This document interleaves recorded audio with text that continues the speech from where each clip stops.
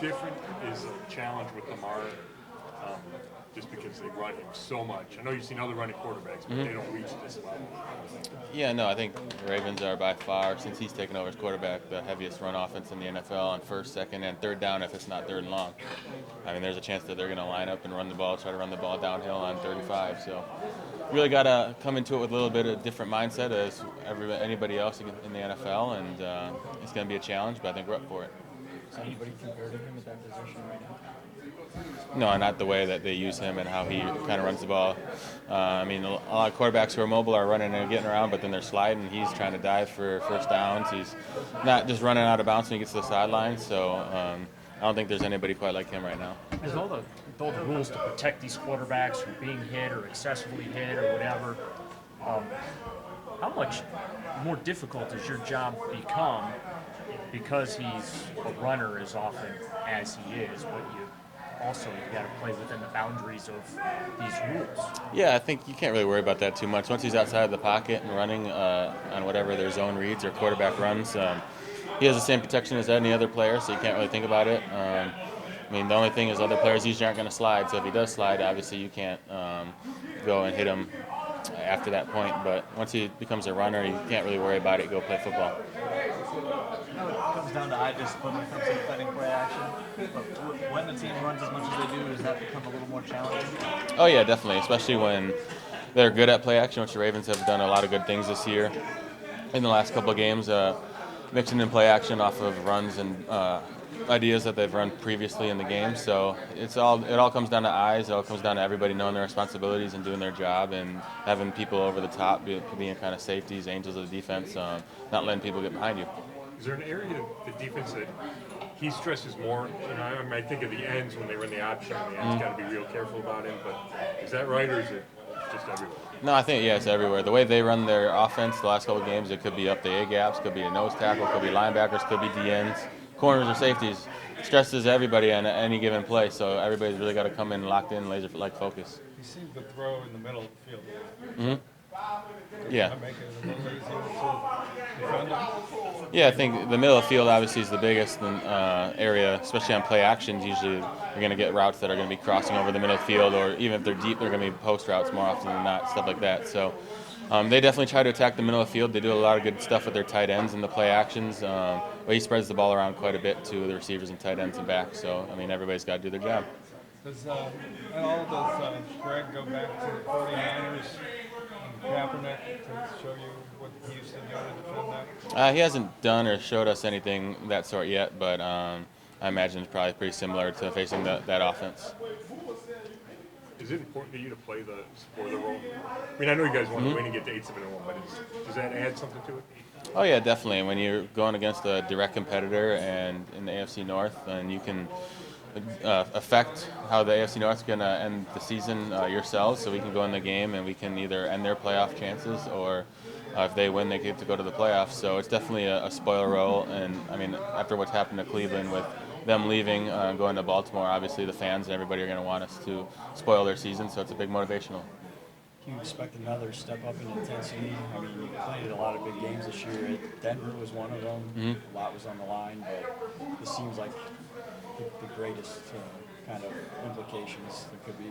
Yeah, I think probably will be the most energetic, the most intense game we've been in this year so far. Like you said, we played in a couple, starting with like the Jets game earlier this year and then the Broncos and stuff like that. So I think people have gotten a taste of it, and a lot of guys have played in big games in college, but I think this will probably be the biggest atmosphere in the NFL for a lot of guys on this team.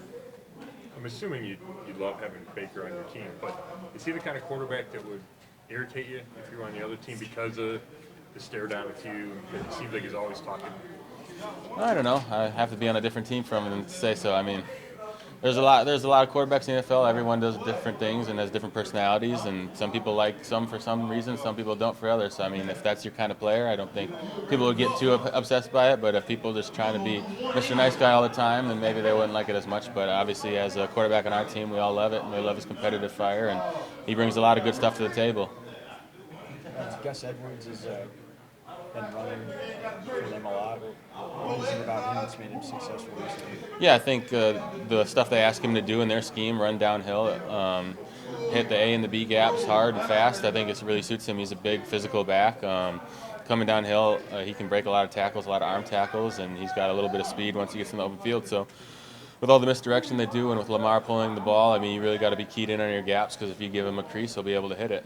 You know, they appear to be so easy to prepare for. You know exactly what you're going to get, and yet they still succeed. So is that solely on Jackson beating field tacklers? I wouldn't say they're easy to prepare for in terms of today's NFL, because the stuff they do is different from every other team. So it's probably a little bit harder to prepare for them, because everybody – it's more like college style. We go back to the college days where people run zone read option, they run triple option, all that stuff. Everybody has to be keyed in and doing their job and their exact job on every play. Otherwise, if they give us a crease, they're good enough to exploit it, and they will, which is different from a lot of other weeks when you line up in pro football and run the ball. Everybody kind of knows what sort of runs are coming and how to play it. This is a totally different offensive scheme than what all 31 other teams run.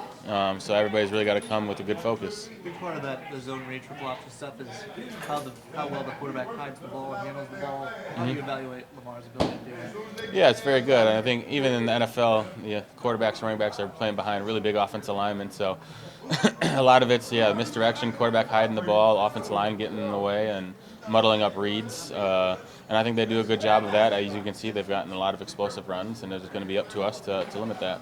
How confident are you in your ability to run down Lamar Jackson from behind as compared to other quarterbacks? I guess, well, compared to other quarterbacks, I mean, he's probably the fastest or one of the fastest quarterbacks in the NFL.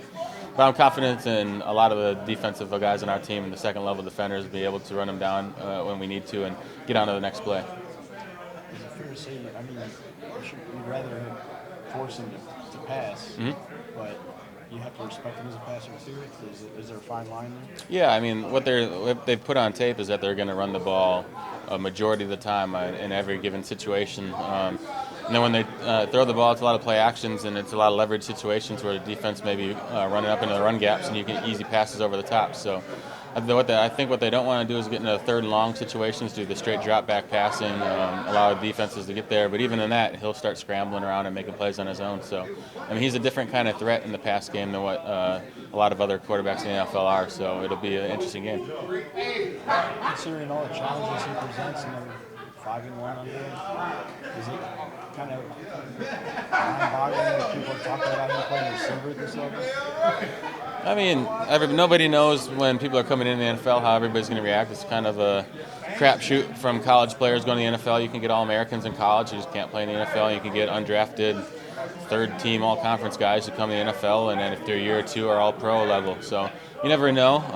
It's all about the talent evaluation, and I mean, it's all up to the guy. So once he gets in the NFL, he proves what he can prove. He knows his own abilities. He's proven a lot of people wrong who thought he'd be a wide receiver. Obviously, he can play quarterback and has his role. So, I mean, more power to him.